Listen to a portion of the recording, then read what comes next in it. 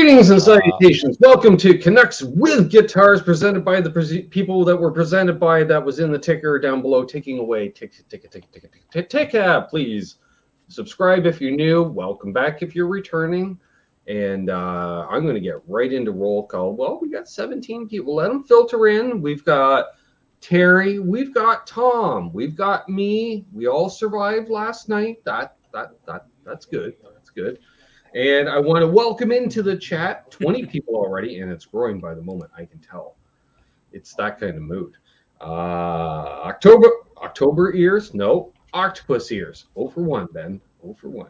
Michael B. Gear Junkie 35. Tim Thomas. Papa Blue. Will Varela. Presley, California Customs. Welcome, my friend. Joe Hervey 84. Janice Lala. Doug Strong. AQ Music. Ryan Hall. Thomas Santiago. Fern Burfel. Yep. Hip Metal Works, Doug Strong, Joe Hervey, Cushman NYC, Ryan Hall, Tim Thomas, Terry's 3Gs, never heard of him. What's up, Gary? I've never heard of him either. John Landino. No, John Landino. No extra D, Ben. Martin Lemaire. Perfect. Lando Calrissian. Michael Krause is here.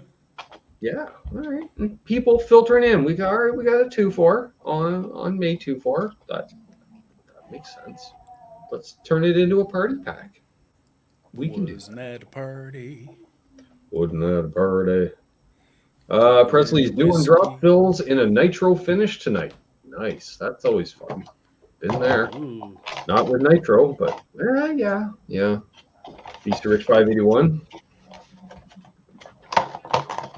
Depending on the size of the, I gotta fix. Sometimes it's the nail polish, aka lacquer. Sometimes it's a little, maybe a Sharpie, and then some super glue as a clear coat to fill it in. It all depends on the flavor that you need to do and how much gimmickry you need to, pass off. Perhaps. I don't know. We'll say it now, so I'll have to say it again at least 4 more times throughout the show. Part 3 of the back bow issue has been shot. Oh. Results will be known on Friday. So that's all I'm saying for now. So I might step up. Chopsticks. Oh yeah, my see-through chopsticks. I forgot they were green. That's awesome. I forgot my chopsticks were green. Thanks again, everybody that tuned in last night to the birthday show. That was a lot of fun. We went almost 4 hours. We went longer if someone had remembered. I'll tell you when I'm done tonight. We're going to go till at least midnight, as opposed to at 11:30. Are you done yet? No. That was awesome. No. So. Yeah. So there we go. Yep, that's what's happening with that. You may notice my throat's a little sore today. Did a little bit of talking last night, I guess, and maybe a few, saxophone solos, kind of hard on the throat. So took it easy today. Spent the day watching auto racing and eating cold pizza intermittently out of the fridge. Which, hell, that's a birthday to me right there. You know what I'm saying? Because what else do you do when you're 48 and single? Exactly. Well, and if you're not, you're probably thinking, that's what I'd like to do. I'd like to spend my day doing that. But no, can't. Responsibilities, Yeah. So is what day is your actual birthday? 22nd? The 22nd, yes. So you're 30 years and 2 days older than Kyan. Here we are. Jeez. And that just puts it a little bit in perspective. Kyan's birthday tomorrow. Albert Bouchard's birthday tomorrow. Kyan's a young adult tomorrow, as he says. Nice. Oh, awesome. Happy pre-birthday to Kyan. I bought him some lottery tickets. Nice. Now that he's legal. I should take him to Canada and get him a beer. Is it still 18 or is it How 19? old is he? 18. Or is it Yeah, You'd 19? have to go to Quebec then. Yeah. You got to bring him to Quebec or Alberta. Yeah. I believe Alberta is also 18. Oh, Alberta too. Really? I didn't think it was 18 there. They had to do anything to try to get people to move to Alberta, Terry. It's cold there. It's cold. It's cold. Have I mentioned the temperature? Southern Alberta is still on the equivalent of Northern Ontario. You know what I'm saying? Not to name drop Pete Thorne, who thinks Alberta is basically Alaska since he was last there. He's not wrong. He just forgets it was basically Alaska when he was there before. Yeah.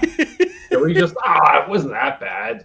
It was. You know what the reminder is? Just everyone has that weather app on their phone. Put the hometown in there. So when you're thinking, ooh, it's brisk today, Tom. It's 58 and overcast. And you flip by and it's minus a billion back home. The one where you got to start a fire under the oil pan of the vehicle in order for it to thin the oil enough so it'll turn over. That's what I'm saying. Turn the sludge into fuel again. I've heard those stories. Never experienced it, but I've heard them. Comment. Oh my God. So according to what Will has just said here, he says, Terry, Ben's just waiting for the right, rich, beautiful, loving, and never say no woman. Also Canadian is a plus. Yes. Not required, but is preferred. I don't know why. Never say no to what? Purchasing new guitar equipment or other things? Anything. Oh, okay. There you go. What's up, Charles? Thanks for hanging out last night, buddy. Charles' new guitar day and doing all the tuning on air because he could not have a guitar with 5 strings.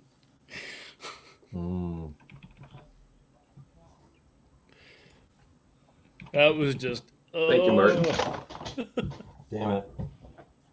So well wishes those that spent the weekend without power because that would have sucked balls if I had to go a full day without power because itself. What was the deal with that? I heard you guys had a big to-do. Windstorm. It started in Illinois. Right. It ended up in Quebec, and it didn't take that. What should take probably 2 days for that system to move through took about not an hour, but hours. Basically, they said it knocked up power everywhere. I decided to go out, hang out. As I do I was hanging out in the garage with the door open, watching the world drive by, as I like to do. Mm-hmm. And I thought, well, I think it's raining a bit, but it's that cool summer misty rain where it's basically like a shower head. So if some sprays on you, you don't care because it feels great because it's nice and warm. And all of a sudden I'm watching the highway, Tom, and it looks like, when you have the sheets of rain wisping up, but it wasn't. It was all the leftover sand, from the winter, from the highways and stuff that they hadn't cleaned yet. But the winds were so strong, it was wisp. And I'm thinking, that's just sandblasting. And then apparently a neighbor, and I'm pointing this way because that's upwind, the neighbor had a sheet or two of styrofoam out. Not wise. Oh, God. Chunks of styrofoam, like beach ball size pieces of styrofoam just sailing across the 401, Terry. Perfect. And being headed into a long weekend, the traffic was extra heavy. So people, whoa, look out. And that was interesting to watch. And then the rains came sideways, and I'm watching their tree. And I noticed the van in the driveway was doing one of these. Oh. And I'm like, a fella might want to back that up closer to the house because I've seen that at Charlotte before. And I'm like, okay, this is windy. So we didn't lose any shingles for once, which was nice because we had half the roof just done a month ago. So, but eventually it did touch down and actually turned into a tornado in a few spots. There was some touchdowns sporadically across, basically from Illinois right through Ontario, like Michigan, Ontario, and into Quebec. We had cells of high pressure winds and downdrafts of rain. Some place got a bunch of rain as well as the winds, and then somewhere it scrolled around based on hills. Hills cause that. The wind kind of gets caught on the hills sometimes and gets whipped around. I swear that's what. Sort of like when You get your shirt snagged on something, Oh, when yeah. you're walking by. Similar, I swear. I'm no meteorologist, but I know stuff. I grew up in a valley between two mountains, and same thing. Ooh. So yeah, that windstorm was pretty crazy. So after a while, I was like, you know what? I'm starting to get sandblasted myself. Ooh. Like it was in the air to the point where I walked around outside and my sandals all of a sudden like, ooh, feels like I was at the beach. It's much Like, sand. I feel 3 years younger. I think I blasted off a couple of years worth of skin. Yeah, I was just like, wow. Like it feels like I walked around at the beach. My sandals are full of sand, and I'm thinking, and I didn't actually go outside of the garage, Tom. I was technically inside the whole time. It was chasing you in. Yes, it was just that swirl. I'm thinking, well, that thing where that sandblasted at least 3 weeks worth of paint life out of the vehicles. I was going to say that would have been perfect to put your guitar out for a light relic. Yeah, relic it. Yeah. Yeah, but then the rain. The rain, that's the problem there. The rain. Then you just get it like Rory Gallagher. You just leave it in a ditch for 4 days and it rains every day, and then, all the paint. Yeah. Yeah. Then you have none of the paint. You go from having all the paint to none of the paint. Or I'll just say, Tom, it's a hot, humid day. Do you mind sitting on my deck and playing my guitar for 3.5 minutes? And he's just like, yeah, I'll just lay it across the belly. Give him a nice black finished guitar so it just radiates the heat in. You get that sweat. Just there you go. Oh yeah. You're like, Ben, you need to sand the back of the guitar like you do a neck, because a fella can feel it kind of gripping in there. Playing outside. Hey, Garguts and Matthew Stewart. So yeah, Randy Upchurch is here as well. Actually, Will, the worst place in Ontario to live to get sandblasted, period, would be Wasaga Beach, the largest freshwater beachfront. Basically, okay, if there's a beach that's on the eastern shore of any body of water, and you live east of that, you're getting blasted. You're getting blasted. You're getting blasted in some way, shape, or form. Similar, like California, same deal, up and down the coast, right? You're just getting blasted. I don't know how that works. Like, how often do you have to replace your windshield if you live in Malibu? Just because it's just eating at the glass. It's just frosting it over a bit at a time. Sand dunes and Picton, exactly. Which that would be Sandbanks Provincial Park. Which rock band shot a music video at that beach? I'll take song, band, or both.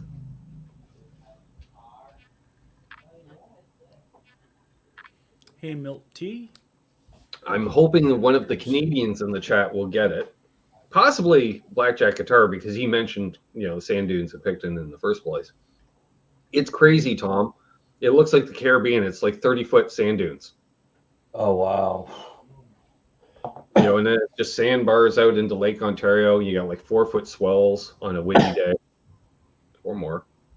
Ryan says he lives in Tornado Alley, man. Yeah, F5s are not anything to mess around with. And I think a lot of Americans that don't live in the center of the country don't understand how powerful an F5 really is. He's talking about picking up a 2-ton truck and dropping it 20 miles away.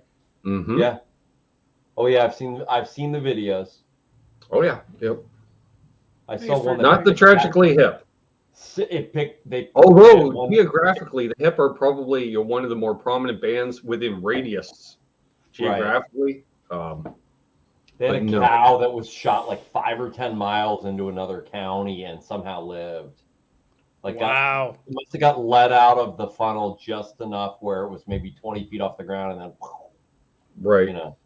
I'm sure it was bruised up, but oh yeah, flying cows. I'll give it a little bit longer here in the chat. Terry doesn't know. Milt just loves Sandbanks. That's great.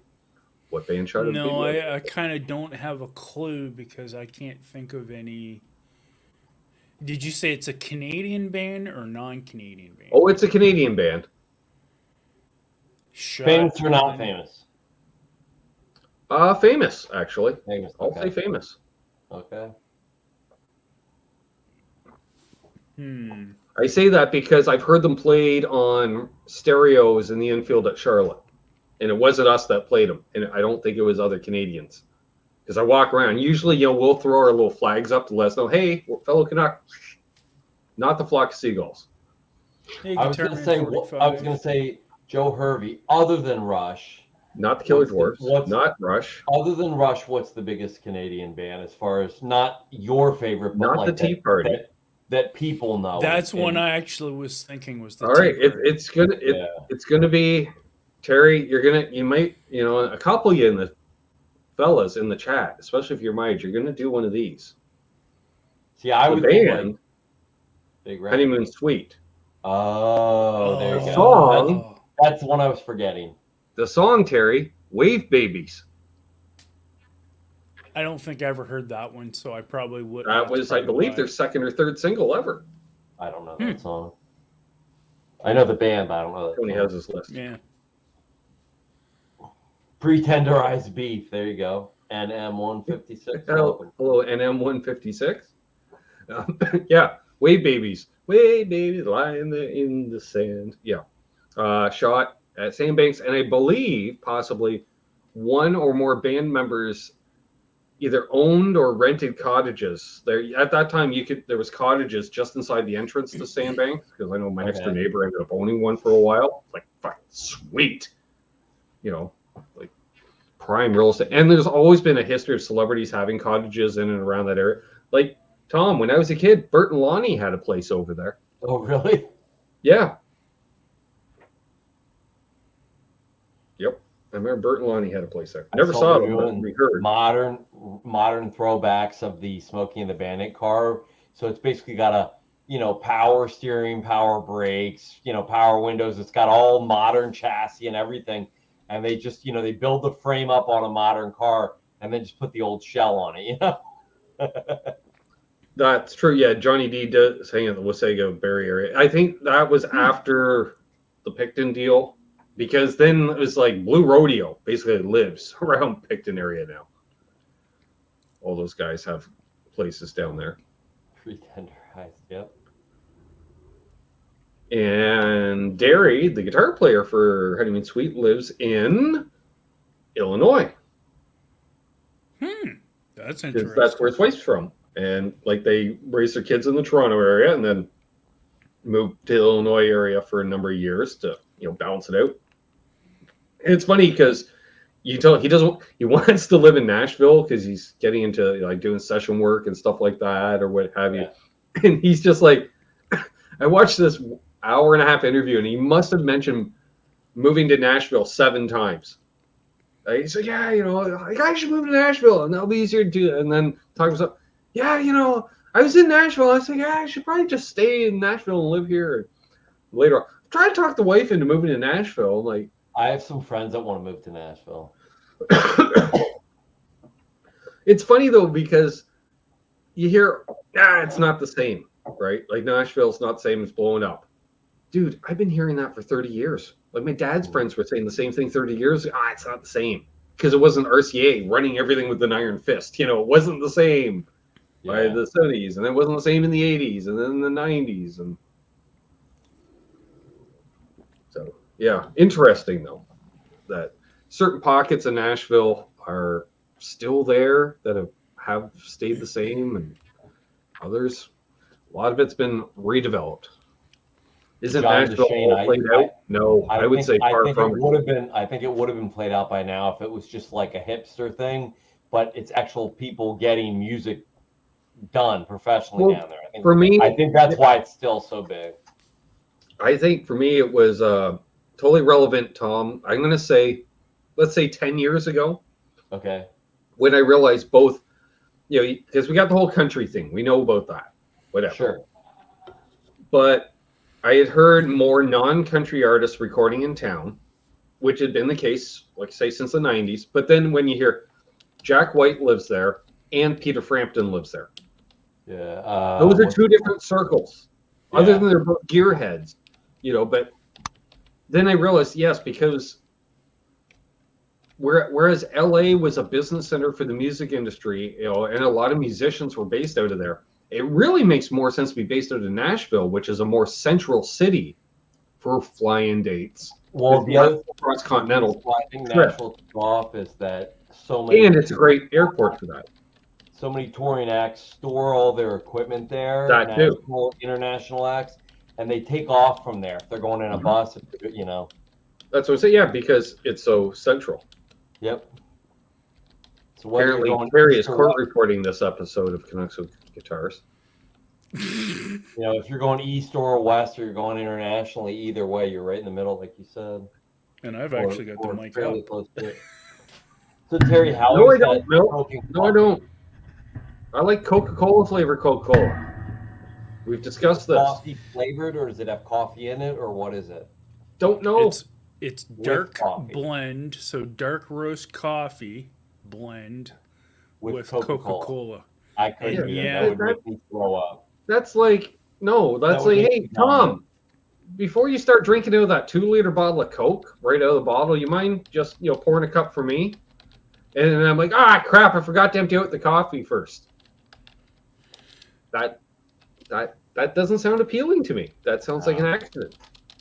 Now, oddly enough, there is some drive-in diners in the U.S. where the one place, the secret to their breakfast gravy that they make is actually coffee and Coca-Cola. That does not make sense to me. But I know it doesn't make any sense, but it's on an episode of Diners, Drive-Ins, and Dives. Yeah, I think they're just using them for the sugar source and also to balance the pH. You know what I mean? Probably. The coffee could be to adjust the pH. You know? Yeah. No. But so, if anyone has any guitar-based questions, ask away. I should. The only time I would throw that out there once more before we go on too many tangents, but that's not the case. Right. So, digging the Hydra, Tom. Digging the Hydra. But now I need a stereo delay, and I want a stereo input as well as output delay to put in front of it. A delay or a chorus or something? No, this is a reverb with tremolo. Oh, reverb with tremolo. Yeah, with stereo in and stereo out. So true stereo. Yeah. Separate tremolo or like a hidden function? I don't know. It's got a separate button for it, and then there's toggle switches. You do have a separate button. Oh yeah. There's the reverb button, and then there's the tremolo button. See, that's and then basically these two knobs pretty much deal with the reverb. These two knobs deal with, and I don't know exactly what the middle one does. It does some things for some things and other things for other things. Apparently, I can do presets, which I'm scared of, Tom. That sounds like digital. I mentioned this last night. Digital? It's very digital sounding. I'm not sure how I feel about that. That sounds like, I don't know, silicon chips. And I just prefer to pretend that there's just hamsters and little springs in there and stuff to make reverb sounds. So, I don't know. I don't know. When you open something and it's like hand-wired analog inside, doesn't it just make your heart feel so warm? It does. That I can understand. When I just see a circuit board with components so small, I don't know what those components are, and they're all clear. They're all transparent. Yeah. I don't understand that either. Like, how am I supposed to read these resistors without a meter? Like, and what if any just look at a resistor and tell you what the value was? What if a tiny bit of that printed circuit board breaks? Then what do I do? Ryan Hall's question. I bet you if you send it back to them to have it fixed, they just trash it and put board in. Locking tuners for a Strat/Squire standard trim. Okay. So locking tuners. Fender makes a set of locking tuners that'll fit right on. That's the nice thing about going the Fender route. I think as long as you buy a good brand that's not a knockoff cheapo brand, I think any of them are going to work. It's kind of like, it's kind of like car tires for your grandmother. They don't have to be really good traction and spin Yeah, out really quick on the corners. She just needs to get to church. You know what I mean? Yeah, she just needs a set of 4 BF Feel Goods. That's exactly. Yeah, feel good. I mean, it also depends on the type of locking tuner you want to look at. Because again, I've had a couple now. Wilkinson's make a $30 set of locking tuners that actually is 2 holes in the post, where you actually string the string through twice, and you can also have it set that it's either in the higher hole or the lower hole. So you can change the break angle. Is that what that's for? Correct. I'm shaking my head because that's already too complicated for me. I stick with the Spurzels, which is what Fender ripped off, which is just, gear on the back. I have a shoots a set piston of up and Spurzels. I have a set of Spurzels from about 1994 or 94, 95 on my original Les Paul Studio from the early 90s, and I've never had a problem with them. You can probably tell by the mung factor, because these used to look aluminum. Aluminum. But they've been on there since. Yeah. Now, don't yell at me, but I have the exact identical ones except in gold that look like, but 3 aside, but same ones. And you're they're right, not Fender staggered, but they're not tall either. They're very short to begin with. No, that's what I like about them, because they. Yeah. If you have I'm noticing the second string tree is barely doing anything, but yes, but you notice too in a gig bag that they don't ruin, they don't cut into the fabric at the top because they have a nice angle to them. I don't know, Tom. This thing's so old it came with a hard shell case for free. I know, right? Is that what do they call that color? Is it pewter or is it? Yeah, it looks pewter, but a little blue or pewter. It's not quite blue, not quite full on pewter, but well, I'm colorblind anyway, so what do I? Yeah, so mine. And I'm looking, it's awfully close to the shorts. Cobalt. I think it's a cobalt blue or something. That would make sense. Clapton played it. Terry. I was gonna say it looks like the Clapton one. It looks very much like the Clapton one. Now, what year is that one? 89. 89. Okay. Out of tune. Because I haven't played it in a while.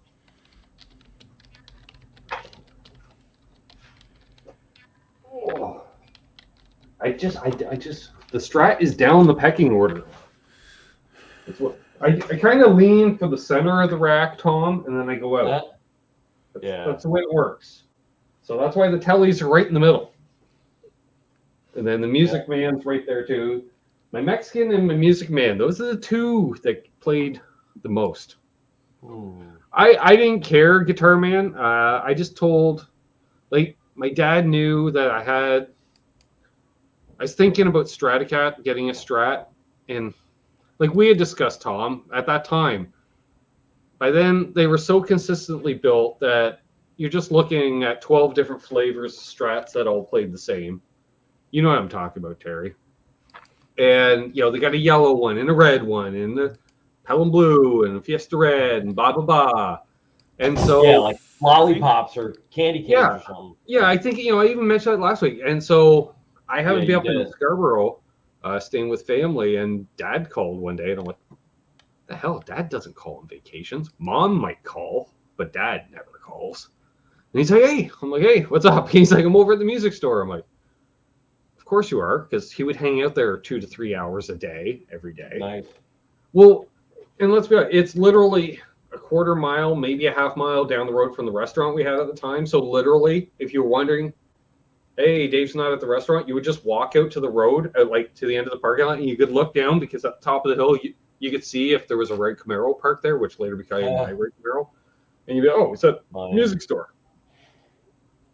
Okay, and they got in that Strat used. And so he's like, yeah, they got a Strat in. I'm like, oh, yeah. I'm like, how's the look? He's like, yeah, sweet. It's clean, missing a tone knob. Oh, so? He's like, exactly. Still had the pickguard condom on it, even, I think. And I said, what do they want for it? He says, $600. I said, all right. I'm home in 3 days. I'll take a look at it. They'll put it aside for you. He's like, yeah, of course they will, because it's Dad. Of course they would. And then, I think I got off the bus, got in the car, drove down the road, Mm. picked up the guitar. You know, before he even went into the restaurant to say, "Hey, Mom, I'm back." After Yeah, that's funny. we, because I think I took the bus that year too, because the bus station was in the same plaza as our restaurant too, so that was really handy. Because I got because we knew the people that ran it. It was a franchise type thing, so we give them food for discount, and they would give us bus tickets for discount. So Nice. yeah, It's so like a instead of like gunmetal $20 blue. each way to Toronto, it was $12 round trip or something like that. Kind works at a restaurant. Gardens. He works at a restaurant part-time, and he always, when he finishes working, he's like, "Can I get some French fries?" That's like his payment. It's like a work study thing through the high school. So he's like, Nice. I just want some French fries. Every What, time he when he's doesn't done his want shift. meat? Well, they usually go during the school day, Yeah. so he can't have lunch there, but he'll get fries. I'm like, "What do you have before you leave?" It's called Anthony's, an Italian restaurant. He's like, "They give me a Coke and a thing of fries." Nice. Right on.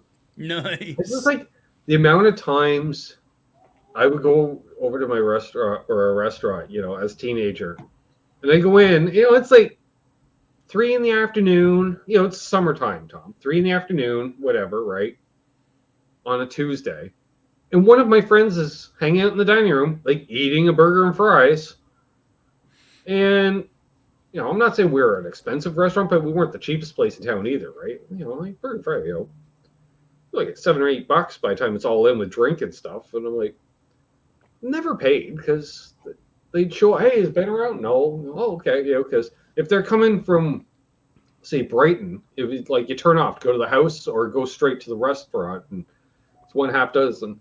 And yeah, if my buddies were hungry, they'd stop there first, because then they shoot the shit with my dad, and he'd be like, "You hungry?" Yeah. And then he'd tell Milt, "Make him something to eat," or something like that. That's Because funny. Milt would have been working in the kitchen at the time. That's funny. That's too much. Then I'd do the same thing. If I was hungry, if I was out and about, rather than go home, I'd either cook myself something or somebody would make something. We would always show up at my buddies' places of employment if they had food. Yeah.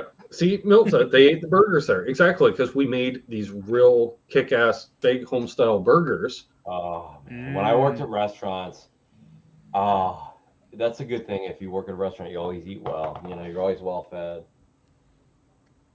And Rich Mutton would get a fucking plate of onion rings regardless. Like, he'd get an order to go. The way I test a restaurant is how they're Now, granted, fried. order onion rings back in the day was like $2, but still, Right. Yeah. Which, oh my god, yeah, let's throw a bunch of steaming hot onion rings, Tom, into a styrofoam container, because there's going to be some meltage. They can't be Well, good. the funny thing too is anyone can do a burger and fries or a burger and onion rings, but when you get a good burger and good fries, or really good fries or really good onion rings, you're like, "Ooh, that's next level." Like, it just hits you immediately when you get a good one. Yeah, Price pudding. the one last place that I worked in restaurants, that's what they had. They had a char grill. So all their steaks, nice. all their burgers, and Nice. everything else were done over a char grill that was also powered You by, can like, immediately propane taste or the whatever. difference. Yeah. Yeah. Oh yeah, it was their burgers. My were cousin, awesome. folks. I get We the, went to "Did you watch the race yet?" I'm like, "I'm live on air." He's like, "Oh yeah." We went to this Brazilian steakhouse for Kyan's birthday last night, and his birthday's tomorrow, but we went last night, and it was all beef, everything, and then there's me. I had salad and some chicken and some fish, but even their asparagus is done on like I don't know if it's a coal or wood fire grill, but some sort of grill. Yeah. And I'm not a big fan normally of asparagus, but done on the grill, smoked a little bit. Ooh, it was so good. Hell Yep. yeah. I'm down with that. Yeah, there's a similar place like that. in Yeah, I Texas am somewhere. live. Look at that. Every Monday.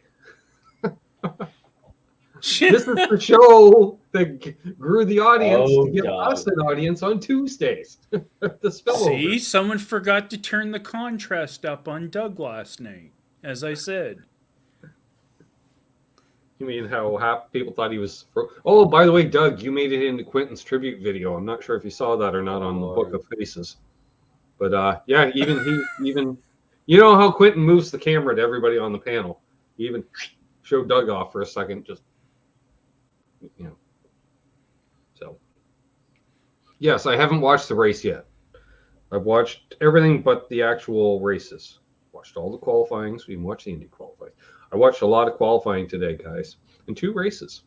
I'll tell you what I was watching. I was watching English Premier League soccer, and now it's just it's like, you know, like any sports. You hit that final, you know, they finish the series, and now it's like, all right, now there's not going to be any soccer, football, whatever you want to call it. I was watching one of my highlights of the racing year, Tom, which is qualifying at Indianapolis, because it's a 4-lap average. And can you hold it down for 4 laps straight?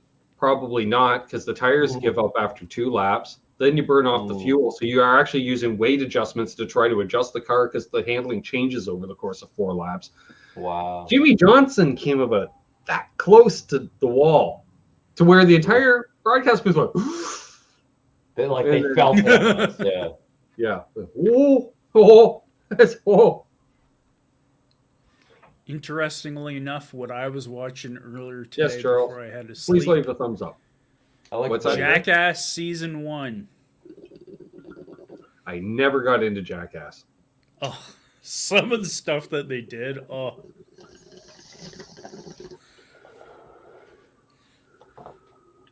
Seeing a lot of guitar strings conversations in the chat. I personally like, well, I think pretty much everyone knows what I like, because I hold them up to the camera every time they go on a guitar throughout my videos, which I assume you folks watch, because you're watching this. There's 42 of you. Yeah, that sounds about the amount of views I get on the video. So yeah, Ernie ball sacks are my preferred ones. Of various width. I got DRs on something. What did I put DRs on? I'm trying to remember. Because, yeah, I remember you putting DRs on something. Was that the 11s? I was going to say, didn't you put that on the Ernie ball? I like Ernie balls. I was going to say, I think they, Scott Brockway sent them to me. Yeah. So maybe he knows which guitar I put them on. Now, it's probably me having very acidic sweat. But Ernie balls, I've noticed, I've used them forever, and they're fine, because you can usually get them the cheapest in balls if you buy. So they were 10. They might actually, you might be right. They might be on the Music Man if they're 10. That's what I was saying. It was done. But they go off the quickest. Like, they go bad the quickest, I find. Super slinkies, non-super slinkies, slinkies, not so slinkies. If I was playing out somewhere now, I don't know if I might buy a little more expensive one that would last longer, but I'm just sitting around you want playing. strings just long enough to last through a gig, Tom. That's true. all. Then you just change them. Yep. That's why I like the Cobalts, which are the next step up from the regular. But they can chew up your strings too, or your frets. Sorry. Yes. See, that's the thing. I don't want to chew up the frets. That's why I don't like that MYXL stuff. You know. Yep. Well, I was saying last night. I don't know if you caught it, Tom. The Mexican telly. Okay. You know, because the number one place, I'm sure you're the same as me. The number one place you dent a fret is the 2nd fret with the G string. Yeah. Right. Yeah. Total. That telly. It's so dented there that I've started denting the front of the 1st fret. No. Oh, wow. Yeah. Wow. Like, I'm surprised there's not a G string trough in the fretboard at this point. I've seen some old like Jeez. 50s tellies that those whole like 2nd and 3rd fret from like the A string to the B string, except for the 2 E strings. Yeah, they're just dented. Everything in the middle is all just the was weighted. Yeah, you're like, are these just like like Ingve scalp, just those frets? Because you can see 6 dents in them. Yeah. Randy Price here, and Sergeant Ian Greenleaf. I always think 7 strings are cool, but I get confused. So. Yeah, I've used the Dario XLs in the past. I found they sounded a little brighter out of the box compared to Ernie Balls, but they didn't last as long. So the nice thing about Ernie Balls was even when I was sweating tons, I'd string up a guitar, Terry, take it to one rehearsal, which is the equivalent of 2 hours of playing, we'll say 2.5 hours of playing. Mm-hmm. Then play with it for a gig, and then the strings are done, basically, and I would do that essentially so I'd have more or less fresh strings on the number one guitar, and then whatever, unless I play back-to-back gigs or something, maybe then I'd just put on fresh for the gig or something, but otherwise then it would be like, okay, because we gigs say twice a month, well, leading up to whatever gig it was, whatever string guitar, usually there was 3 guitars in rotation, whatever one had the oldest strings, we get new strings. Yeah. Yeah, I mean, and that's the whole thing with strings. Like, again, it depends on your environment, depends on your pH level. Like, if you keep your guitars in a fairly humid place, then that's also going to further add to the corrosion of it. Or you're playing in the winter where it's like Doug. Yeah. Or like if you're like it's a winter gig where it's dry air and it's kind of chilly, so you never break out because there's no stage lights, perhaps, so you're whatever, so you never really break out in a sweat. Same as you probably use those strings for several rehearsals because you don't usually play as hard in rehearsal as you do on stage. Yeah. But then again, I could play and it's an outdoor thing and it's sunny, and those strings are dead after a set, let alone a gig, because you just sweated your balls all over them. Right, Doug? Yeah. Sweaty balls? Well, it was like, I was watching an interview with Dan Baird from Georgia Satellites, and he was talking about his old telly, that he had to take it off the road, Tom, because he had buckle rashed the back of it, and he had sweat so much that the wood had absorbed the sweat to short out the pickups. And it wasn't so much sweating on the front of the guitar as sweating on the back of the guitar and through the guitar. Wow. I've heard of people that have got like denim in waterlogged. Yeah. I've heard people have got like denim into the paint because they sweat and they're wearing like a denim jacket or denim whatever. Yeah, and the blue dye into the paint job, yeah. Yep. Weird.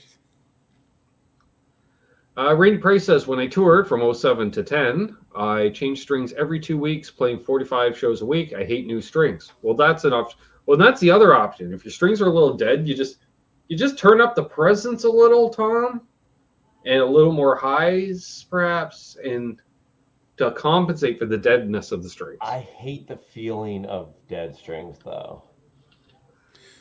I would say, actually, whatever Randy was using at that time, for him to get 2 weeks of 4 to 5 shows in a week out of a set of strings, I think was pretty damn good. Oh yeah. I just look at them, and when the plain strings start turning black, that's when it's time to replace the strings. Yep. Or when they look rusty. Now, if you're out on the road and your strings are dead and you got to play one more show, there's a trick, Tom. My dad showed me. How do you get new strings for one night only? I don't know, boil them? No, well, sort of. You go to your favorite, you might eat at your favorite diner and they got the wet wipes. Yeah. Yep. Get those wet wipes because, the one, they're really lemony because they're full of citric acid. You wipe down your strings, they're like brand new again, but then they just die. They'll be like all horrible death the next day. But and I used to carry wet wipes in my guitar case just in case the strings died on me. Then I forgot I was like, why is it? Oh yeah. But Dad always carried wet wipes as well as a spare pack of strings because he had one guitar, and sometimes and when they would play a weekend where it was 3 to 4 sets a night for 3 nights. Hey, Brandon. You might go through a couple of sets. What's up, Butt Cheeks? What's up, Butt Cheeks? What's up, my brother? He's using a set of Ernie Ball hybrids, 11 through 56s. Ooh, that's all the gauges. Wow. That's like I don't go really that high, man. I like the 10 to 52s though on 20. That's like 20 I'm saying 3/4. You're almost playing bass. Yeah, Like, literally, that's a almost 56 like, is thicker than the G string on a lot of bass sets. Because a lot of those bass sets will that's. start at like a Yeah. 45, right? I was just gonna say that's probably 12 like to the string 80. set for like a baritone guitar. But Joe, is that tuned down? I'm talking 12. I'm talking 12 through or 10 through 52 in E standard. When people Just a say 12 reminder, I'll through be 80, joining the Fruitcake Tony crew this Saturday night on Show Me Your Pick. And then that crew, so Tom, as well as Butt Cheeks and Tony and anybody else, are going to be coming over here this Sunday. And we're going to continue the Memorial Day hang weekend thing stuff. Yeah. It'll be The fun, honestly. U.S. Memorial Day hang. Well, we don't have a Canadian Memorial Day. Will Yes, Varela, it wife is every 2 today. years. What? I said ours would be today. No, it's Victoria Day. It's not Memorial Day. It's Victoria Day, but Memorial Day for the U.S. is like our Victoria Day. No, That's because it's all I the mean. Memorial Fallen Soldiers. Yeah. Believe me. Huh. Sit with 100 Wounded Warrior. You know what Memorial Day is all about, and especially with the 3-hour pre-race festivities, Terry. Well, the Senator reason you don't thank someone for their service on Memorial Day because Memorial Day is for the ones that didn't make it home. Exactly. Yeah. Yeah. I was thinking. I've seen Black Hawk helicopters. I've seen stealth aircraft. I've seen World War II aircraft. I've seen people coming out of helicopters to land on the ground and then mimic doing something. Yeah. The howitzers going off, Tom. Those are loud. Those are loud. And Doug can attest. When they decide to test those on race day, Terry, at 10:30 in the morning, Oh God. you would think you would say over the PA system first, we're going to be testing the howitzers.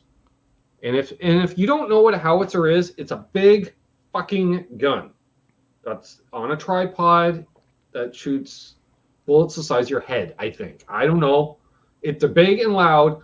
And when you're hanging out with a bunch of wounded warriors, Tom, some of which have been less than a month back in country from serving overseas, and you set off a howitzer 50 yards away, unannounced, you want to see a bunch of people hit the deck real fast, except for the Marines. They just laugh. The Marines, 48th, Chris, but thank you. I'm not that old. I'm not that old. But yeah, that was an experience because, like, I think I may have pooped a little, like they were loud. Ben's only 2.5 years older than me, not 5. Just a little. So, yeah. You're That was a fun 48 this hang. year, right? Right? I noticed in my memories, because we did the birthday show 1 year ago today, and I was wearing the same shirt 2 years in a row. Yeah. Which I thought was interesting. And apparently also Quentin came on and Aaron was there to go in like that. So Did you have any birthday edibles or anything last night? I ate a whole pack, Tom. A whole pack. Yeah. Not that there's a lot. I missed the first half or maybe more than half because we were out at dinner, so I only saw it from halfway. Yeah, I ate a pack of these. What's so 150 the total? milligrams. 150 milligrams. Wow. Yep. And for the first time in my life, remember? I had a bud of Acapulco Gold. Oh, the real? Wow. Although, Tom, land race. I felt you want to feel old when you go into the dispensary and the guy goes, and I told him what I wanted, right? I said, I want this of indica, this much sativa. He's like, okay. I said, you can choose whatever, right? And he's like, okay. So she goes, this will be a flashback from growing up. And I was like, what? He goes, Acapulco Gold. I went, how old do you think I am? He probably thinks you're like 70. People have no Yeah, I'm idea. like, what? Someone told me the other day. Fruitcake Tony says, who noticed the shirt last night besides me? I don't think it. Well, Doug did. Because Doug hates that shirt, Tony. I know that much. So yeah. Maybe that's why Doug wasn't doing much. Yeah, I love that shirt too because it's all silky and that I would. It started out. I wore that shirt the first year going down south because I didn't have. Yeah, see, he says burn it.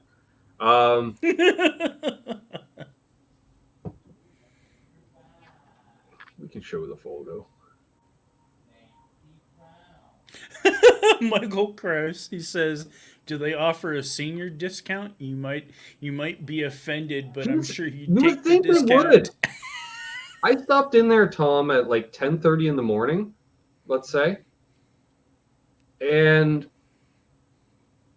lineup. Holy crap! There's like 6 people in the place, which is a lineup because it's the size of, I don't know, it's small. So yeah, I was like, holy crap! And yet, any other time it's not that busy. But and it was all. I was one of the younger people in line too. So here we go. The first trip down south, and I am wearing.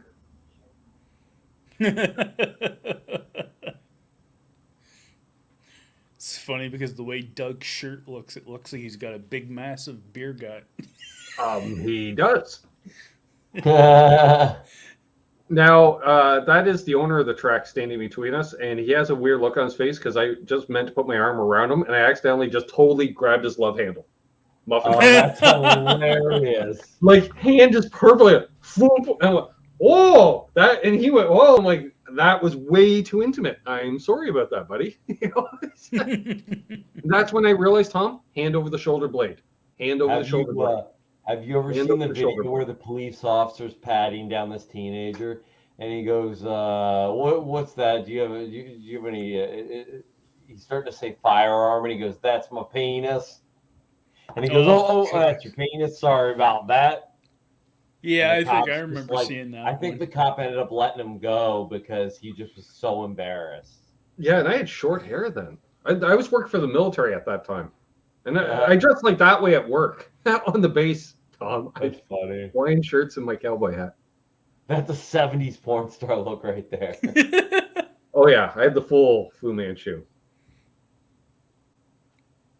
I love that movie. What's the one with Mark Wahlberg and Boogie Nights?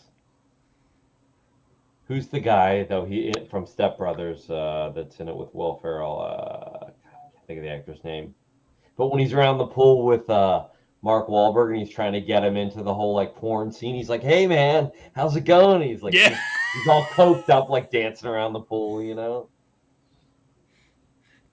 Yes, that's hilarious. Right. Ben's early name in uncredited roles was Ben Over. What's up, Mark? Well, I suppose Doug would want me to show the Freebird photo too, as he calls it. What's the easiest way? Just look. Tesi Riley. There you go. Thank you. Oh yeah. Yeah, that's easy. I only had 30 profile pics, and I know it was mine at one time. I love that Mark Wahlberg movie. Is something I've never seen in my life. Only said 70s Coke. I love it despite of him. In despite of him being in the movie. Or in spite of him being in the movie. Geez, where were these compliments for you like last night, Ben? Ben, just take the 70s. You look like a porn star. You look like a Coke dealer. Well, you apparently look like a 70s porn star Coke dealer, Ben. Yeah. Hey, Car. Let's see. Getting back. Yep. Playing guitar with short hair. All right. Still playing in bands. Well, apparently I had 90 profile pics over the years. That's fine. We'll just keep scrolling. We're back to 2013, so we're getting there. Yep. Short hair, long hair. Long hair. Oh, The Departed's good. I like that one. Oh. Remember last time, Terry, I was talking about my Ibanez Jet King? Oh yeah, yeah. Got a photo of me playing my Ibanez Jet King. Nice. That was a nice one. Yeah, it was more of You a look like Jesus in that picture. seafoam green. You either look like John Lennon or Jesus in that picture. I can't tell. It's good despite him, Ben Affleck. Yeah, I'm not a big Ben Affleck fan. Well, I mean, I do. I actually like him in Good Will Hunting before he was, annoying. My typical sound man look. Come on, Outdoor Fest. Just basically same thing, but with a sweater vest on display. Oh, there it is, Doug. There you go, Murica. That's Murica or IKA, Murica. And yes, I am wearing the race radio as well. There, you can't quite see it from over here. Looks like Al Di Meola. Al Di Meola's playing around here sometime soon, I think. Oh, apparently Terry just got so offended he left. 2012, yeah. Irish goodbye. Oh, and the belt buckle. Show on the shorts, Tom. I just noticed the belt buckle on the shorts, the full-on brass belt buckle with the white podge. Nice. Yeah, you gotta have the belt buckle on the shorts. Yeah. Again, was working for the military at the time. The funny part was people like, "You're in the military?" I'm like, "No, I'm clearly a civilian contractor." I don't think a lot of people realize, though, that there's probably more people that work as civilian contractors. Tony's like second photo even more so. Exactly. Well, it's like I just wanted the most redneck photo, Tom. So I stood on top of a trailer. Yeah, as you would see in the race, with the flags. And just Doug took the photo. I'll be right back. You do that. Guitar Man 45 works for the military now. Why do we show pics of Skunk Baxter?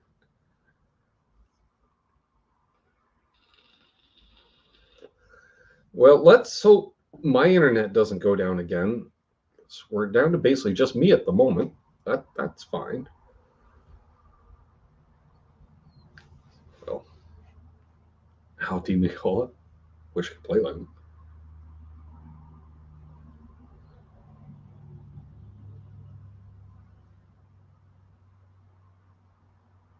Long hair went to no hair. Well, there was a while I shaved my head too.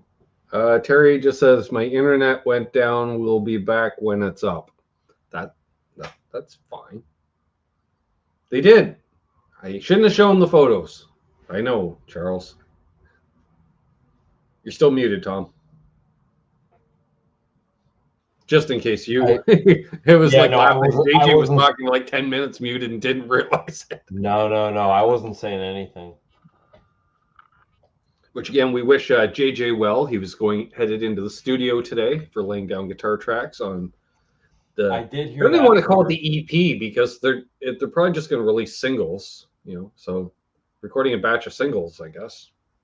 I tuned in right at that part because I was tuning in and out, doing other stuff here at the house.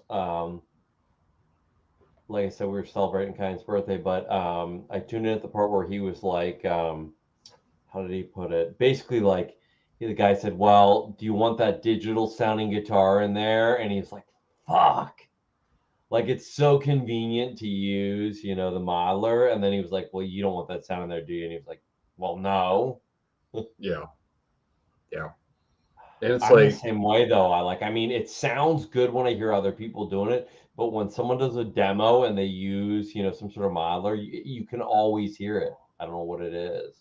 So it sounds like the finished product will sound very much like early Stone Temple Pilots, Soundgarden, Alice in Chains type. Oh, that's cool material. Because basically the guy who's producing the album is the guy who produced those. Oh wow! Or mixed those albums. I can't remember exactly. And I don't remember the gentleman's name, but when he told me, I'm like, oh yeah, I know that name. It's one of those things. It's like, you want that sound? Well, those are the guys. And it's just literally, it's a bunch of guys, all but the same age, survivors of the 90s in many ways, right? And this lineup could have just as easily been put together 20 some odd years ago. All of the players were around, but but they were playing in other projects at the time. But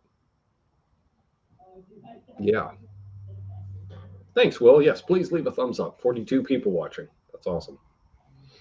So I can't wait for it to come out. I'm so happy. Like, I've been hearing about this project for 4 years. So iRock Zed Blue says, any birthday guitars? No, but thanks to the patrons, we got, part of my Tesi order. I got a Hydra for my birthday and a bunch of pizza.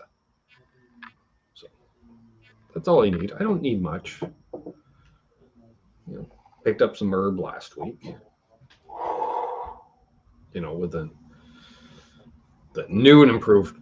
Actually, not really, Mark. I kind of had insomnia.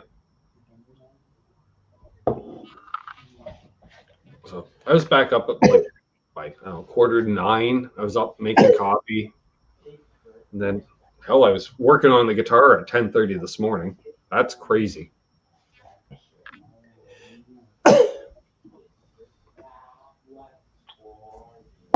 No, CFB Trenton blackjack guitar. I did a variety of things on the bass. Scott Brockway wants to know if you got the barbecue. Not yet. I still gotta see. I started using last month's super chats towards the barbecue, and those I should get paid tomorrow. However, I'm gonna dip into that a little bit because lawnmower broke on me Saturday, Tom. Oh no. One of the retention springs on the deck, like basically when you tell to blades engage, right? They engage on the thing in the belt and stuff moves. Well, the stuff's not moving now, and I saw a spring going and they shouldn't. Springs are never working well if connected only on one end. Right. So I gotta figure out how to replace that spring. Other than being that guy that walks into the place, hey, I need one of these. We've all been there. The amount of car parts I've hauled into Canadian Tire because the core charge. I need a starter. Here's the old one, and here's the old one to make sure we get the new one that's same because it's for a Ford. And even though you look up 1983 Ford Mustang 302 engine, rear-wheel drive, automatic transmission. Here's 4 different starters for it, Tom. Why? Right. Why? Right? And some of them look nothing like the other ones. And you're like, that makes no sense. And it's like, well, apparently they ran out of bell housings for 3 weeks in June. And then they ran out of bell housings again for 2 weeks in October. And during that time, they had to use a different, oh, great. What's up, Jim? So, yeah. So the barbecue is on, and then with last night's donations, we're definitely close. So I should have it, let's say in the next month or so. Nice. Yeah. Although I did put in a pre-order for the LPD 55 that came out today. So that. But Lawrence said he can ease off on that for now. Because I don't even think that's a limited edition. I think that's just this is new, Tom. It's new. So. Oh, speaking of new, we should, since the patrons have pay for their pedal, should give them a shout out as I usually do. Also, we had a fun patron or channel member. If you want that flavor to help support the channel, there's a link down below or the button join. Various levels, cheap even, and but you get a shout out because you don't get custom emojis. And we did a Zoom call last Wednesday. That was a bunch of fun. We talked about all kinds of stuff. Doug Strong, I'm sorry, Doug, I'm throwing you under the bus. Doug was having a bad day, Tom. He was having a bit of a bad, life, right? Life gets in the way, yeah. It can grind you down to a nub on occasion. And Doug was having a bit of a bad day. And to be able to just hang out, and you know how you've done them, those calls are supposed to last an hour, never do. They're always longer. And we just shot the shit, much like tonight. And he was able to just, and he said, I really needed this. And I'm like, well, all the more reason to do them. So we will have another one coming up in a couple of weeks. Fruitcake Tony missed it. That's right. What's up, Laz? So I'd like to thank the patrons. And, the cool thing, we haven't seen him in the chat this weekend because road trip. Paul McNary Tom. Okay. Yeah. He's like, where the fuck is he? Like Kansas or something? Don't know. Or Missouri. I think he's in Missouri. He's there. He's central, we'll say. He's pretty central in the U.S. He looks like a farmer and a hippie. So I'm not quick because he wears overalls. A hippie. Hair like me. So I A don't know. a farmer hippie. I don't know what crops he's growing, but I think he's some form of cultivation, is all I'm saying. So anyways, he was headed out to Jazz cabbage. Our friends at Texas Toast. And I think he was hooking up with the dude like those helping guys. make some pickups. He was there for pickup winding. Those guys are cool. I like them. Yeah. And so what he did was he hung out in the Zoom call and we were just his co-riders. So he just had us on, you can tell he had us on like dash cam because we just see Paul driving and he's like, I'm in Nebraska. I'm like, that is awesome that he's road tripping in fucking Nebraska and he's able to have enough of a connection, which was spotty at times, but it was so cool to hang out with him.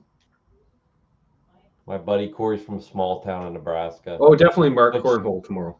But you know what? He can still shoot an egg off of a fence at 50 yards with a slingshot. Regular slingshot you get out at Wally World.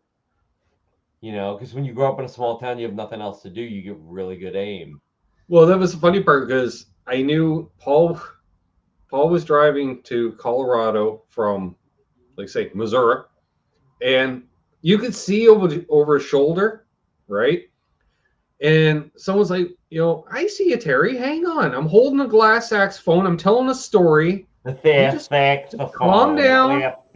Calm down. So he's like, yeah, can you tell him on the Great Plains? I'm like, yes, because I can see Chicago over your shoulder.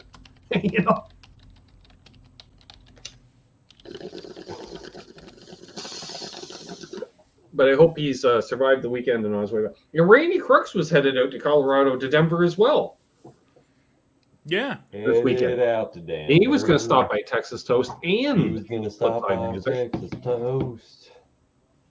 I think I was supposed to tell. Oh, yeah. So anyways, I was 5 minutes ago. I was going to read off the patrons. I was just going to say, did you read off the patrons? 33 and a girl just asked him to help raise her kid. Link down below is that right there. Helps you out, fill out. And I'm going to read off Guitar Man 45, Symmetry, Paul McNary, Joe C, Keith H, Knucklehead 0, Unfucking Believable, Charles 75N, John ZD 351, JP Page 2, Furcake Tony, Ben Tom, Blackjack Guitar, Grant Mike Guitar, Custom Todd Flowers, Charles Green, Absolute Mayhem, Other Left, Randy Crooks, Mohogany, and LRM Guitars, who did join us, Tom, on the last hang. You got to meet LRM Guitars. He's cool.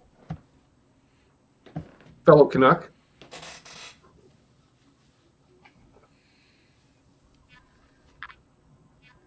Every time I see Ferd says, I've been married 53 years, not consecutively. Every time I see Ferd Burfel, though, I think of Nerf Herder from Star Wars. I love the name. It just sounds like a character. Ferd Burfel. Ferd Burfel and Nerf Hurdler. Or it's went like on a road trip. Like if a comedian's telling us, like if Ron White is telling a story. So me and Ferd Burfel were over at, you're like, of course you were. It just sounds like, like he might dress like Paul McNary. He could be wearing the overalls, in some form of flannel underneath, and which I dig. I have no problem with that. YouTube get on it. YouTube needs a better live chat interface where you can have much bigger pictures and like 3D pictures and crazy stuff. Well, and let's be honest, Tom. What's more comfortable than overalls? Because you don't even have to worry about a belt or anything. They just hang. There you go. They just hang there. Them boys are hanging free. Yeah. I agree. Your Ferd Burfels. You could wear overalls if you wanted to, Terry. You could wear overalls. I'd say you probably look like you're playing in a bluegrass band, and that's fine. They but might call you Ferd Burfel. And they just hang there.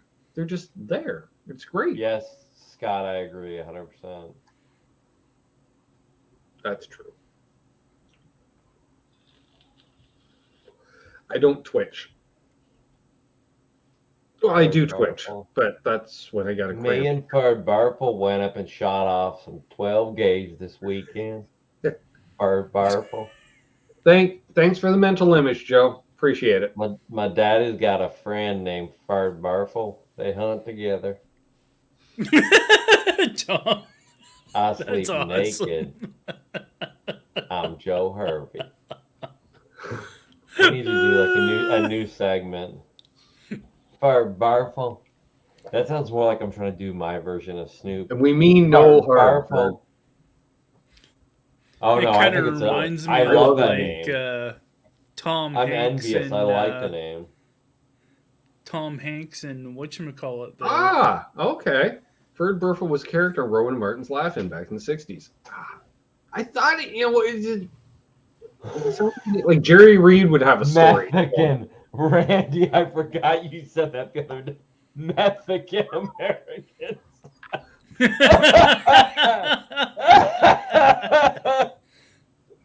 Mexican Americans. Oh man. Oh god. And you sing the song Mexican Americans to the tune of Mexican Americans that Cheech did. Yep. Mexican Americans. Mexican Americans never sleep late because they don't go to bed because they're up all night taking things apart. Yeah, there you go. Taking things apart. When we used to watch 19-year-old Goldie Hawn in bikinis. I think someone should get a still shot of Goldie Hawn in a bikini when she was younger and put that on a gold top Les Paul, and then they can call that one Goldie Hawn. Goldie on a Goldie. Yep.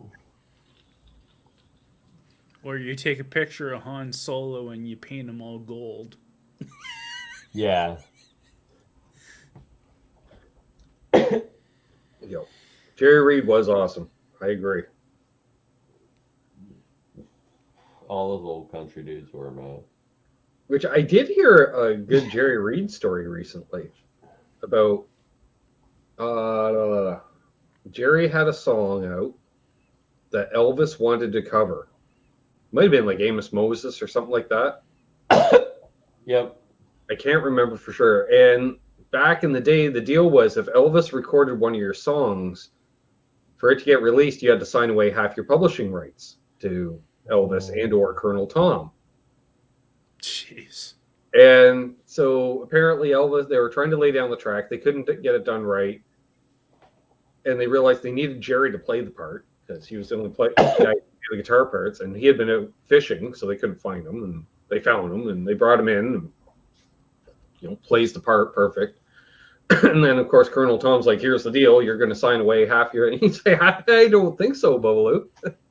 Because you could just see Jerry Reed being Jerry Reed. He's like, the way he saw it was kind of the linchpin to this whole song. And at that time, I think it was around 67. So Elvis wasn't really doing music a whole lot at that point. It was before the comeback special and stuff. And so he said, if you want to release it, I keep what I keep. And that's fine, but if not, you just wasted a day in the studio. Sorry about your luck. Tape's expensive too. Actual tape back then. Mm-hmm. No, all that Yeah, it's one of the few times that an artist got a song covered by Elvis and didn't have to sign away half their publishing.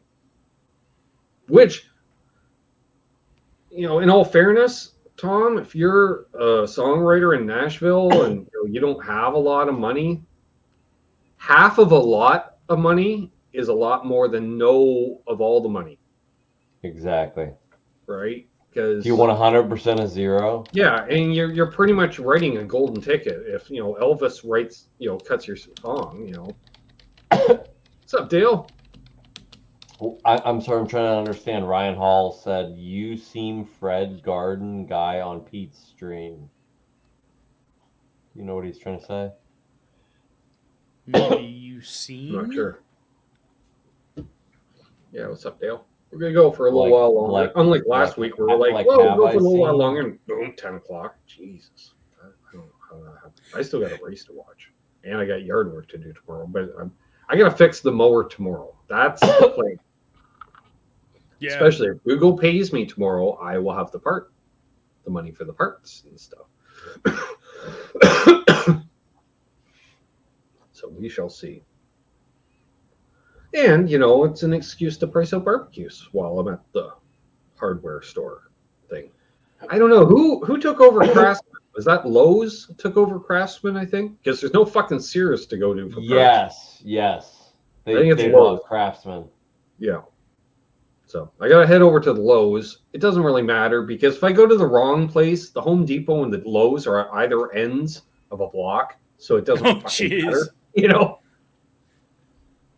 And if they don't have it, Terry, instead of going straight through the lights, or actually, no, instead of turning left off the side street, if I go to the end of the block, there's a Rona right there, which I never understood because Lowe's bought Rona in Canada. And they were like, yeah, we're just going to take over the Ronas, except they didn't. There's still all the Ronas are open. Few, if any, have been rebranded as Lowe's, other than they're bluer. They changed the color of their blue, but it's like Future Shop and Best Buy all over again.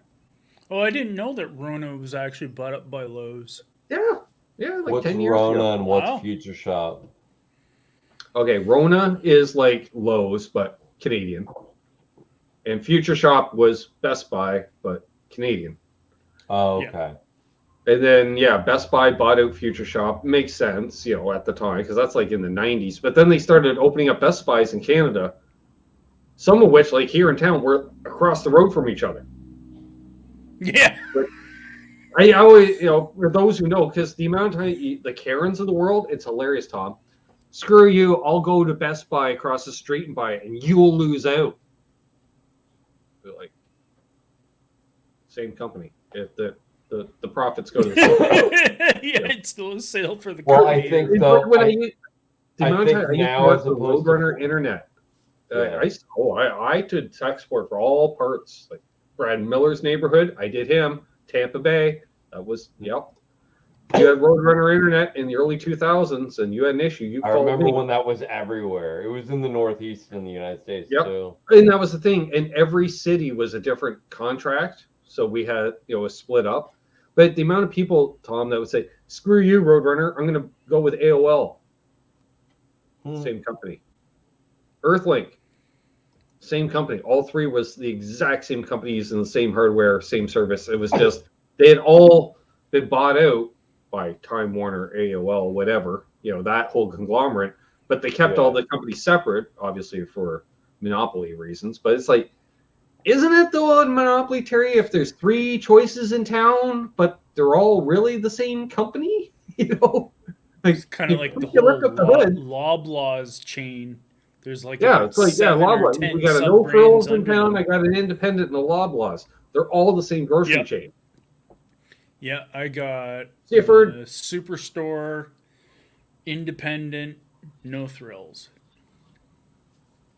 Yeah, and if you got a Sobeys too, might as well make it for all four. They're all the same.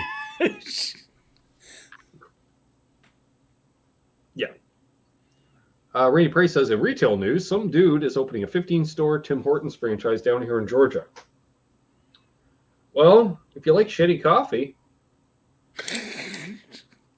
If you like shitty coffee. Well, again, as I said the other day, a crappy Tim Hortons coffee would beat a Solanka any day.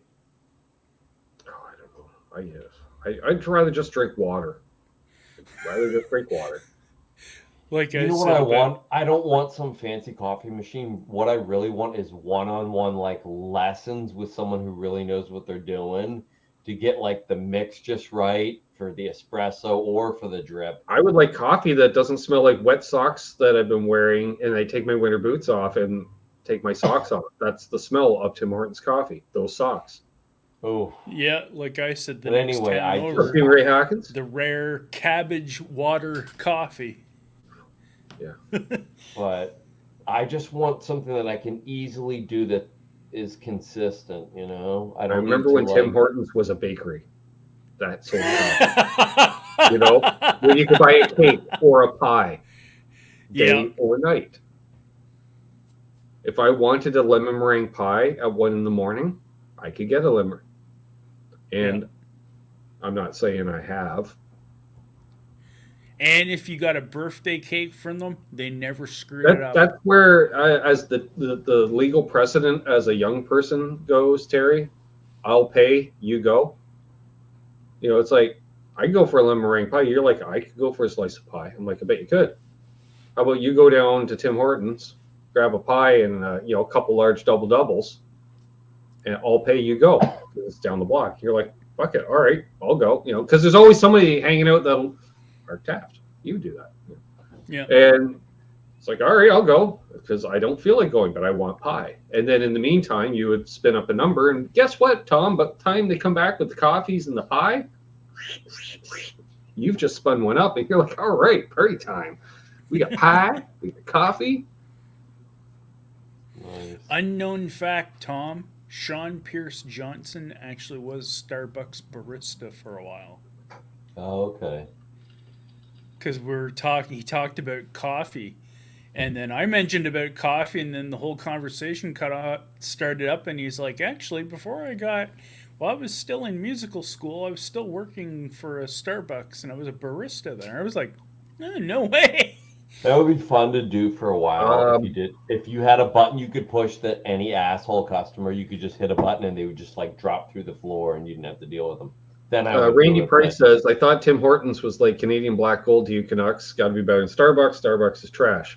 Starbucks is burned. One, yes, there's a lot of segment, like you'll see a certain segment of people walking around in life with a Tim Hortons cup firmly attached in their left hand, walking through life. You see them because you walk into Walmart, there's random Tim Hortons cups on shelves because people think they have this entitlement to walk around with a fucking Tim Hortons. It's like people with their little fucking dogs, Tom, that think they can bring their dogs anywhere in life. And I'm not. Oh, but she's little. Oh, but she's little. Yeah, that's what they say. You know, it's the same thing. Well, it's just a Timmy's. It's just a Timmy's. Fuck you. It's just a Timmy's. How about you buy your coffee on the way home so you're not carrying it around in various retail establishments? Yeah. Reminds me of to give it the put in and they've been American owned for years. Yeah. First Wendy's owned them, and now Burger King owns them. So they haven't been Canadian in ever. But they push down the Canadiana down your throat. Like, you're a real patriot if you drink Tim Hortons. Fuck you. You're American owned, first of all. To put it in context, when House of Twang used to be a smoker, we used to always go for Tim Hortons, and he always thought, "Oh, Tim Hortons coffee tasted good." When he quit smoking back then, and that was the other thing, because you could smoke in the Tim Hortons, and that's why we all hung out at the Tim Hortons. Yeah. For some reason, smokers loved the coffee. Because it was like hanging out at a diner or Tom, it was kind of like a diner, kind of bake shop, coffee shop, Dunkin' Donuts. But yeah, you used to have the counter with the stools even. It was great. Yep. Yeah, that's like Dunkin' Donuts here. And they didn't serve actual food though. Like sandwiches were in. And then they got into all the sandwiches. The first step, slippery step, Terry, was fucking bagels. Yeah. That's the slippery slope, because then you have to have a toaster. Is that slippery slope to carbohydrate heaven or what? Well, it's like I get the muffins, because donuts, muffins, croissants, you had eclairs and all that great stuff. So at what point are you when they start doing like the egg and ham and cheese on a bagel? The breakfast sandwiches. Right. 20 years ago. 15 years ago. Yeah, probably about 20 And then at that point, it's like, okay, well, then now we don't care about coffee anyway. Yeah. And that was the thing, Tom. It used to be the counters would be broken in half by a rotisserie fucking pie rack thing. The same thing you'd see at the grocery store, this round thing. You're like, oh, yeah. Once they got rid of that, you knew. Now they have, would you like a panini press? No. I want an eclair, which you never have anymore. I am trying to get super caffeinated and then dump a ton of sugar down my gullet after that caffeine. Yeah. Like, that's all I want. Good luck getting a dozen assorted donuts. Protein. They don't carry 12 different donuts anymore. Yeah. Like, that should be a bare minimum of a coffee shop. you should be able to go get a dozen assorted donuts and it'd be 12 different donuts. Yeah. At any given time. Variety. Even if I never want to try numbers 9 through 12, I like that they're there.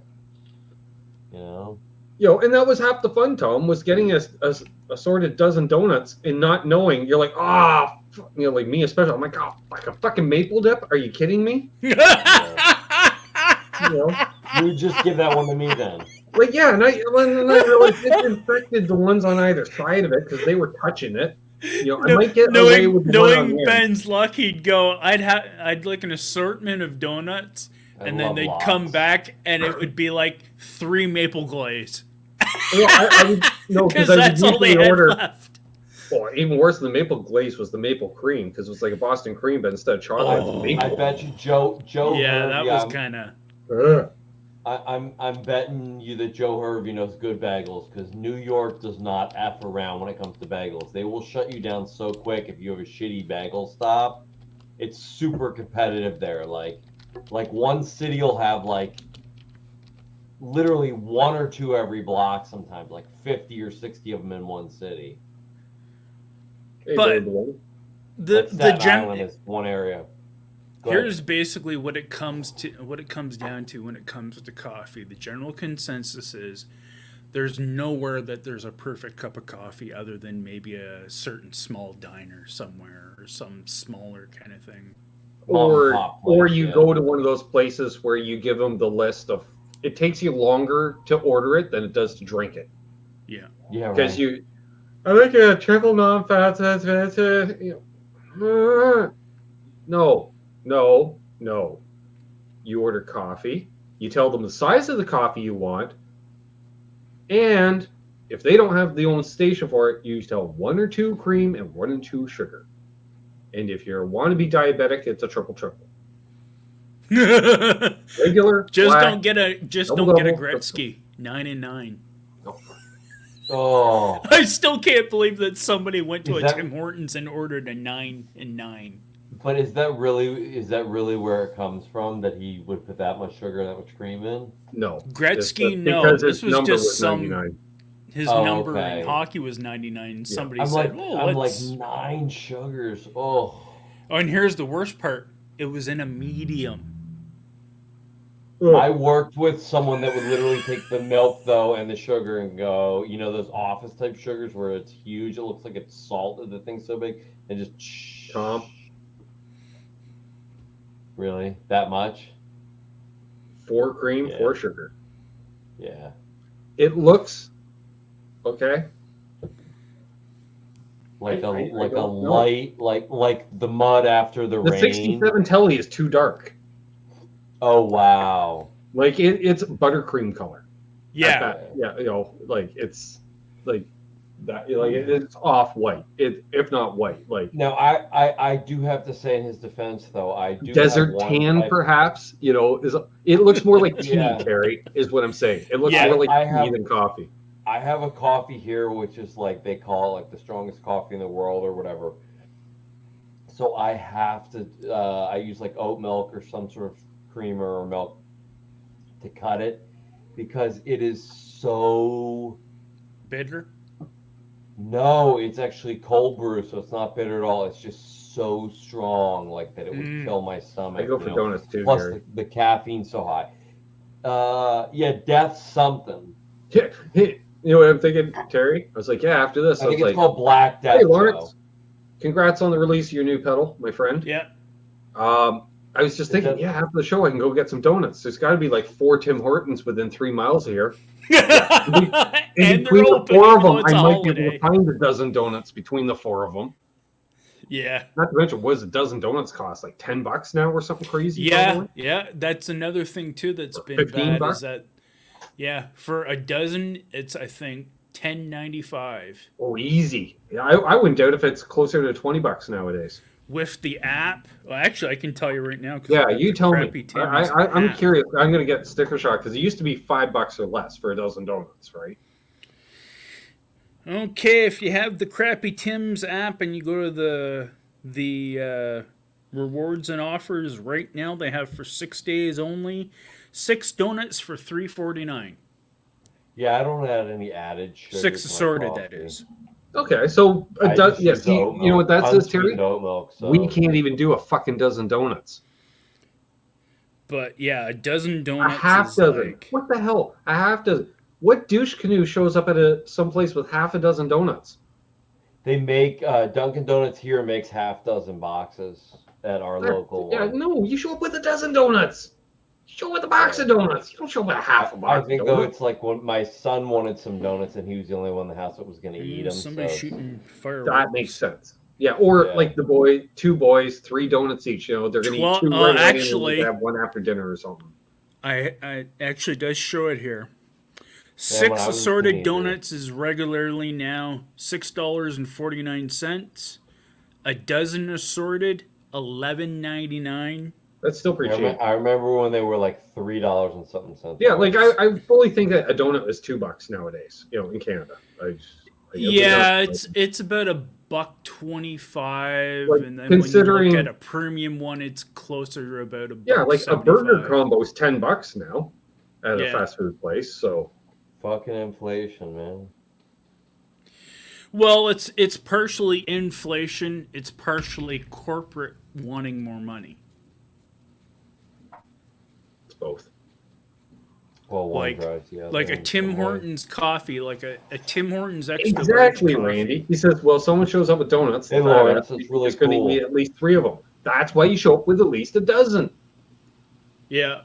And the idea is, it's like, I'm one of those guys, Tom. If I'm going to show up with like pints, like someone said, showing up with a 6-pack, like I want to be able to leave a couple of beers. You know, like I don't want to run out of beer, Terry. So even though if anything, I want to leave 3 pints in the fridge.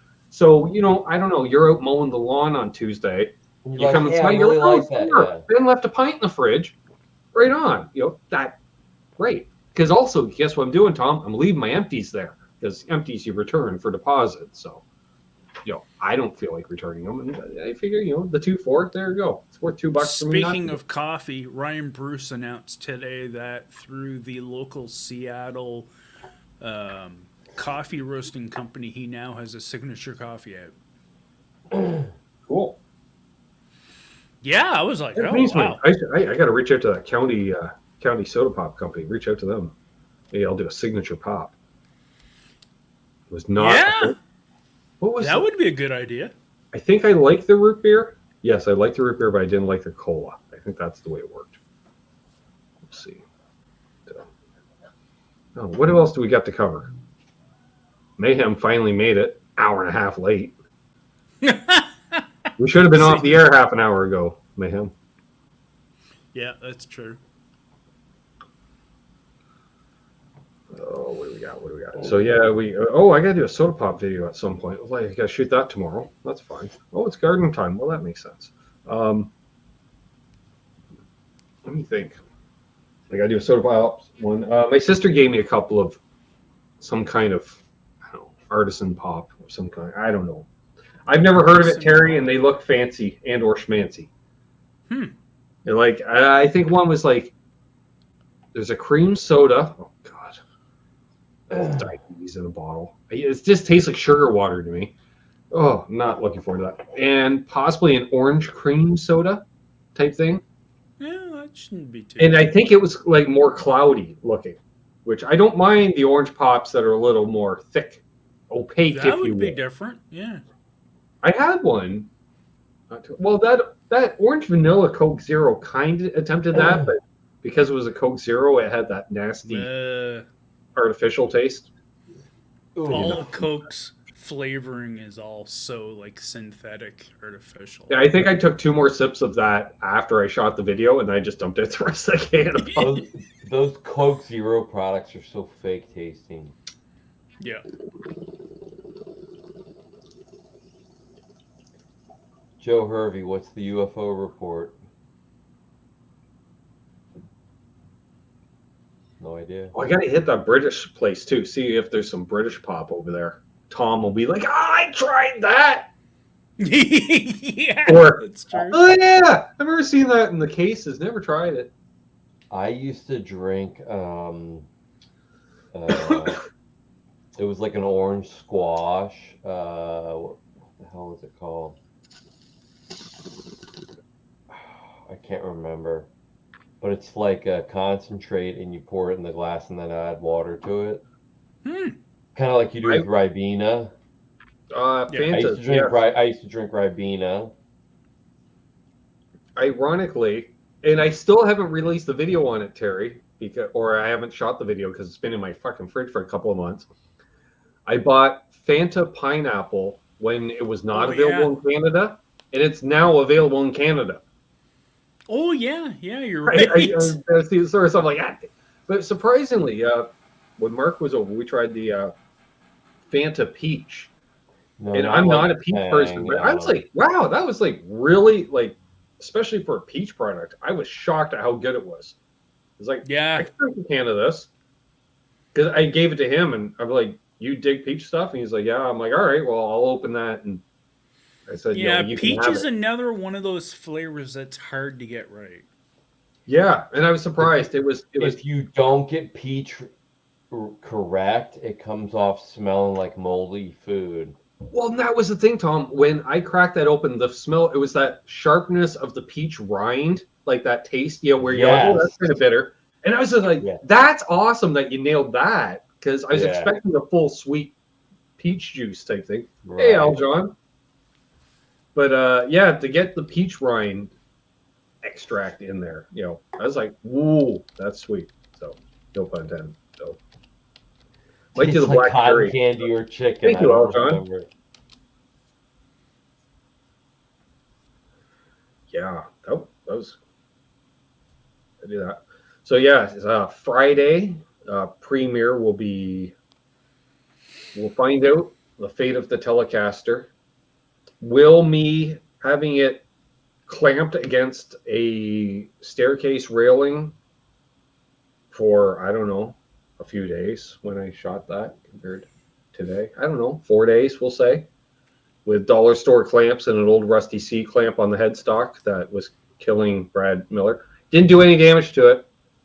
So then, with the different nut and 11s, we'll see. We'll see.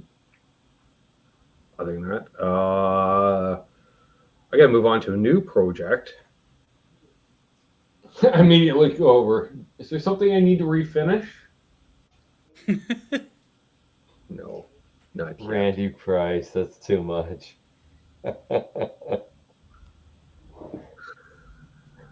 Well, that was a disappointment. Okay. Well, on that note, since we've gone well over time, any parting words, Terry, on this Monday? I didn't do any damage to the clamps, Lawrence.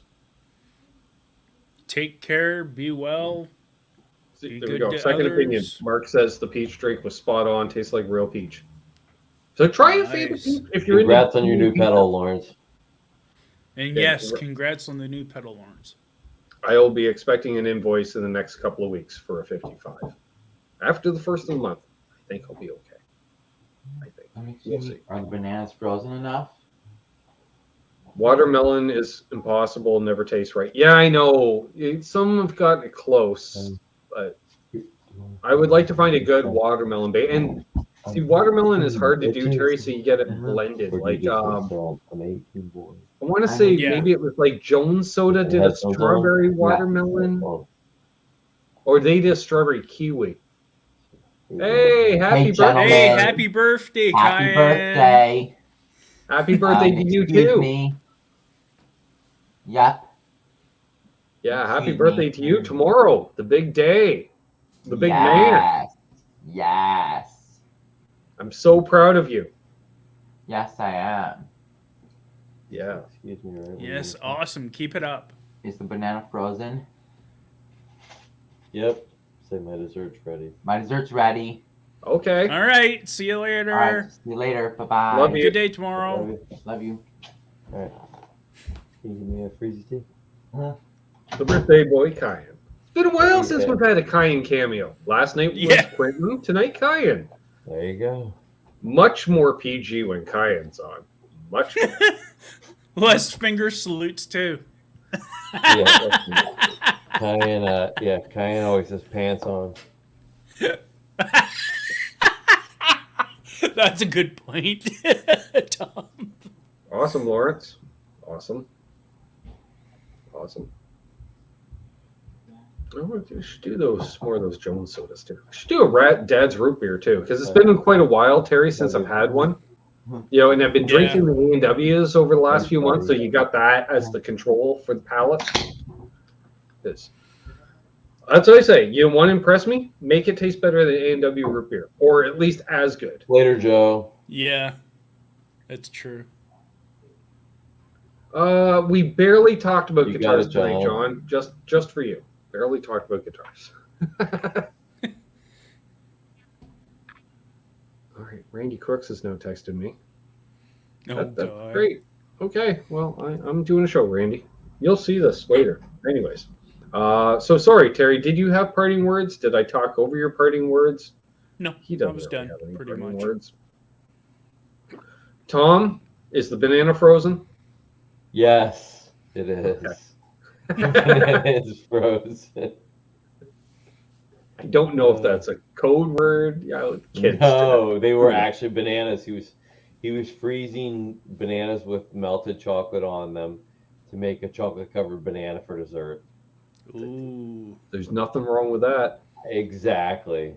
There's nothing wrong. Because that's equally healthy and non. So that's neutral. It's like pizza. And when pizza, you freeze, it's not bad for you. It's not great for you. It's kind of neutral. It balance. You get some grains, you get some dairy, get some meat on there. Throw some vegetables on it, Terry. Is what I'm saying is don't get yourself just a cheese pizza. Yeah. Get the full deluxe. The house special. On mine. Yeah. I don't know. Again, if you live in Ontario, go to your mom and pop, Tom, Italian restaurant because they're owned by Greeks. Yeah. And they have a house special, which is similar to a deluxe pizza. But then there's always a topping that you're like, really? All right. And then it's good. So, you're like, all right, that made sense. You're like, anchovies? Really? Okay. Yeah, like, Oh. It's like put onions, green peppers, red peppers, or both red onions and green onions. It's like, oh, there's quite the little salad going on. Swell sausage and bacon and pepperoni, and you're like, oh, okay, everything. Yeah. Or I like you order just plain or just pepperoni, but then you add your own like sausage and chicken and cut up pieces of bacon, and you make it like a total protein pizza. It's kind of like the Domino's extravaganza. There you go. With like a lot of G's and Z's and stuff. But the house special, it's made with love and possibly a little bit of body hair. Because again, I don't judge, but they're Greek. The Greek men can get a little hairy. It's just hair. A lot. George the Animal Steel, Terry, is what I'm saying. I'm thinking he's Greek. I think the man was Greek. I'm just saying. Not sure. Am I Greek? You got a little Greek. You're a little Greek. Is Greek is okay. It's okay. So, go get a house special at the mom and pop pizzeria at some point. And on that note, we've been Canucks with Guitars, which is he's still Tom, that's still Terry, I'm still me. Survived the birthday hang last night. If you missed it, well, there's a better part of 4 hours of it right there. And we will see you. Hold those doors open. Let that Doug's wife. That's right. Heavy in traffic. Do good things, and just karma. And don't litter. Be well, and I'll have videos out at points throughout the week. That's how I roll. Cheers.